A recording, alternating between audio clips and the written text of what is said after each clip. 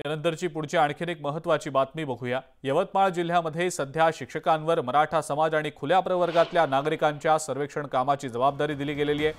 तहसीलदारांच्या आदेशाने सर्वेक्षणाचं काम करणाऱ्या 2 शिक्षकांना अश्लील शिवीगाळ करून मारहाण करण्यात आल्याचा प्रकार घडलेला आहे। या घटनेची माहिती मिळताच अन्य शिक्षक पोलीस ठाण्यामध्ये आले आणि सर्वेक्षण करणाऱ्या शिक्षकांच्या जीवाला धोका निर्माण झाल्याचं आता या सगळ्या प्रकारानंतर समोर आलेलं आहे। त्यामुळे शिक्षकांना आता संरक्षण देण्याची मागणी देखील करण्यात येते।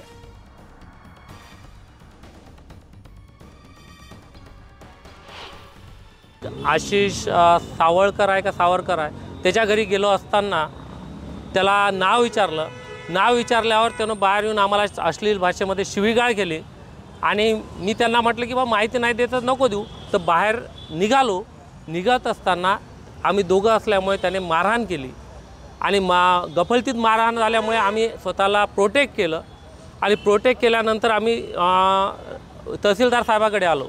तहसीलदार साहेबाच्या सांगितलं नियमाप्रमाणे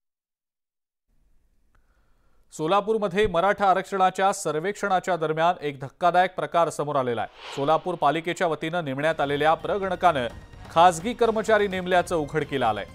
पालिका कर्मचारी असलेल्या अनिल खरटमल यांना स्वतःची नेमणूक झालेली असताना सुद्धा खासगी 2 व्यक्तींना सर्व्हे करण्यासाठी नेमल्याचा धक्कादायक प्रकार समोर आलेला आहे। सकल मराठा क्रांती मोर्चाचे समन्वयक अनंत जाधव यांनी हा सगळा प्रकार उघड केलाय।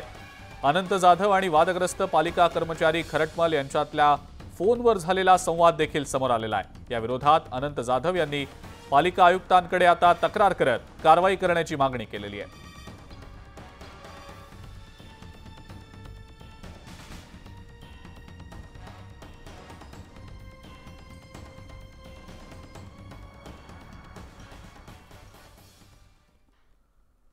यानंतर आणखीन एक महत्त्वाची मोठी बातमी बघूया। मनोज जरांगेंच्या मागणीनंतर आता मागासवर्ग आयोगाने सुरू केलेल्या मराठा समाजाच्या सर्वेक्षणात धाराशिव जिल्हा प्रशासनाने आघाडी घेतलेली आहे। अवघ्या 8 दिवसातच तब्बल 82% सर्वेक्षण पूर्ण झालंय।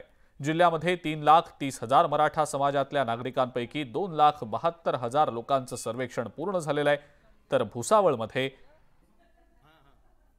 30,000 कुटुंबांचं सर्वेक्षण पूर्ण झालंय। शहरी भागापेक्षा ग्रामीण भागामध्ये जास्त गती आणि प्रतिसाद देखील असल्याचं दिसून आलेलं आहे। भुसावळ तालुक्यातील 36,595 कुटुंबांचं सर्वेक्षण होणार आहे आणि यापैकी आतापर्यंत 30,251 कुटुंबांचं सर्वेक्षण पूर्ण झालेलं आहे।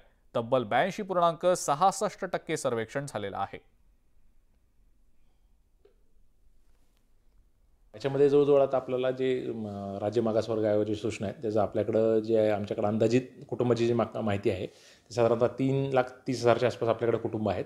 त्यापैकी जवळजवळ 2,73,000 कुटुंबांचं आपलं सर्वेक्षण म्हणजे जवळजवळ 82% सर्वेक्षण पूर्ण झालेलं आहे। काल रात्रीचा आमचा जो डेटा जो आम्हाला तहसीलदारांनी पाठवलेला आहे। धाराशिव जिल्हा कुणबी नोंद शोध घेण्यामध्ये राज्यात अग्रेसर राहिलाय आणि याच कुणबी नोंद शोध मोहिमेवर मराठा समाजातल्या कार्यकर्त्यांनी आता प्रश्नचिन्ह उपस्थित केलाय। धाराशिवमधल्या ढोकी आणि आसपासच्या 15 गावांमध्ये या नोंदी आढळून आल्या नसल्यानं नागरिकांनी त्यावर अनेक सवाल उपस्थित केलेत। प्रशासनानं आमच्या परिसरात या नोंदी पुन्हा शोधाव्यात अशी मागणी मराठा समाजातल्या कार्यकर्त्यांनी आता जिल्हाधिकाऱ्यांकडे केलेली आहे। कुणबी नोंदी एकही ढोकीत तर सापडलेली नाही, परिसरात सुद्धा नोंदी सापडलेल्या नाहीत। याबद्दल आमची शंका आणि तक्रार म्हणून इथं अर्ज देण्यासाठी आलो। आमची अशी शंका होती की जे अधिकारी आपण पाठवलेत त्यांनी कुठे तपासणी केली याची माहिती नाही, कुठले खाते तपासलेत याची माहिती नाही, त्यांनी दौंडी देऊन ग्रामपंचायत गावातले मराठा बांधवांना काही कल्पना दिलेली नाही। म्हणून पुन्हा एकदा कुणबी नोंदीचं तपासणी आपल्या शासन स्तरावर व्हावी